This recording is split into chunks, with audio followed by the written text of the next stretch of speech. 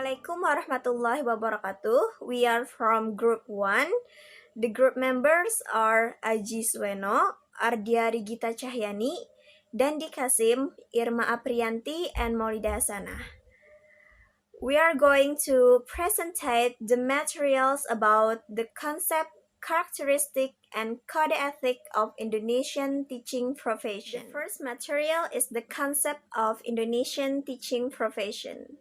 A profession is a disciplined group of individuals who adhere to ethical standards and are accepted by the public as possessing special knowledge and skills in a widely recognized body of learning derived from research, education, and training at a high level, and who are prepared to apply this knowledge and exercise these skills in the interest of others. Teaching is a process that facilitates learning. Teaching is the specialized application of knowledge, skills, and attributes designed to provide unique service to meet the educational needs of the individual and of society. The choice of learning activities whereby the goals of education are realized in the school is the responsibility of the teaching profession. Teaching profession is a profession that can determine the future of the nation. The quality of education is largely determined by various factors, but you must know the most important is the professional quality of the teacher. Teaching is a profession that requires special skills and cannot be done by just anyone outside the field of education. A teacher related to the professional activities is required to know and able to apply some teaching principles so he or she can carry out the duties in a professional manners, which among them are: first, the teacher must be able to raise the student's attention to the material lesson given and can use various learning resources. And the second is the teacher must be able to raise the students' interest to be active in thinking and finding their own knowledge, and so on. Next is characteristics of Indonesian teaching profession. Profession is a job, but not all job is a profession. Profession has its own characteristics that differentiate them from another job. There are some characters that of professional teacher by Umar Hamalik. The first is physical. It means that teacher have to be healthy physically and mentally. And then teacher uh, does not have any disabilities that could cause mockery or pitiful expression from the students. The second one is mental. The second is mental. So teacher need to have these characteristics. They are: first, have Pancasila in their mind and heart. The second is live up to GBHN or garis-garis besar haluan negara. Next is loving the nation and fellow humans and affectionate toward the students. Next, have noble characters, have creative spirit, and can take full advantage of the existing sense of their education. Next is able to cultivate a democratic attitude and be full of responsibility. Next is able to develop creativity and responsibility for the task. Next, able to develop high intelligence. Next, open, sensitive, and innovative. Then shows a sense of love for the profession. And the last is his obedience to discipline. Okay, let's continue on to the next category, knowledge. The first one is the teacher must understand the science of teaching and be able to apply it in real teaching situation. And then understand, love, and know the knowledge that they teach. And teacher also must love reading scientific books and have decent knowledge about other subjects and being able to solve problem systematically, especially in their subject. And most importantly, understand the principles of teaching, because if the teacher doesn't know the principles and the basics of teaching, they will have a hard time teaching other students. So it's really important to learn the basic of teaching. And the fourth and last characteristic of a teacher is skill. And the first one is the teacher must play the role of organizer in class and able to comply learning materials such as structural, interdisciplinary, functional, behavioral, technological, and approaches. The teacher also must be able to make an outline of the teaching program. And the teacher also must be able to do the technique of teaching and apply them into their class. And the most important of all is to be able to assess their students, both objectively and subjectively. Okay, I will explain to you about code of ethics. Ethics comes from the Greek word ethos, which means a permanent good, will, or habit. According to the large Indonesian dictionary, ethics or moral are teaching about good and bad regarding action, attitudes, obligation, and so on. According to K. Bertens, ethics are the value or norms that become the holder of a person in regulating their behavior. If the term code of ethics is studied, it consists of two words, namely code and ethics, derived from the Greek ethos, which means character, manner, and way of life. It can be interpreted that ethics show the way to act, which is customary because of the approval of human groups. And ethics is usually used for the assessment of the value system. Therefore, teacher as professional need to have a teacher code of ethics and make it guideline that regulates the work of teacher during service. This teacher code of ethics is provision that bind all teacher attitudes and action.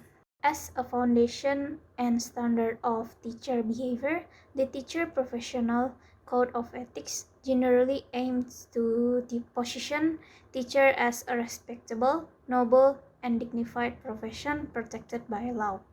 Meanwhile, according to Hermawan on 1979, the objective of the code of ethics are as follows. A. To uphold the dignity of the profession. B. To maintain welfare. C. To increase the service of members of the profession. D. To improve the quality of the profession. E. To improve the quality of professional organization. Basically, the code of ethics has a dual function, namely as protection and development for the profession, such a function is the same as that put forward by A. Gibson and Michael, who are more concerned with the code of ethics as a guideline for the implementation of society as a professional. B. Biggs and Blockers suggest three functions of a code of ethics, namely, first, protecting a profession from government interference.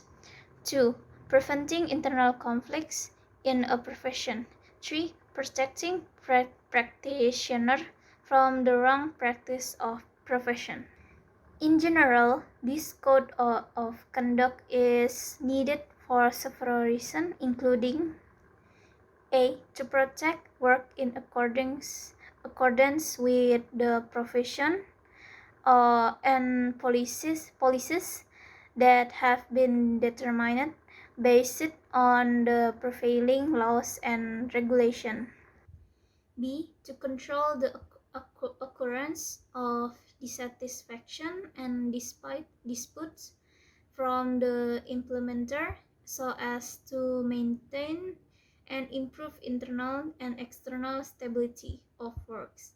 C. To protect practitioners in society, especially in cases of deviation from action.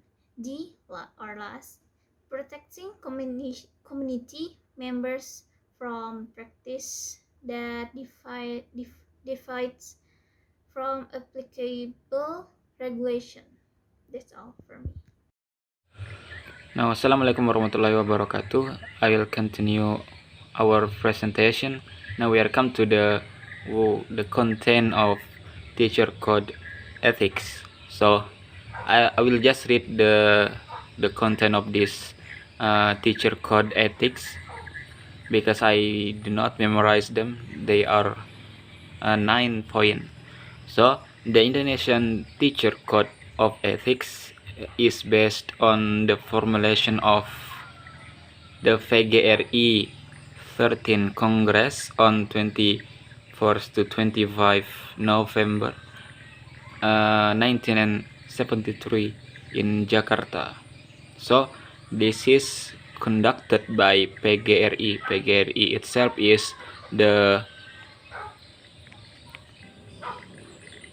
teacher association in Indonesia. So it is consisting of 9 items, namely, first, devoted teachers guide students completely to form human development with Pancasila.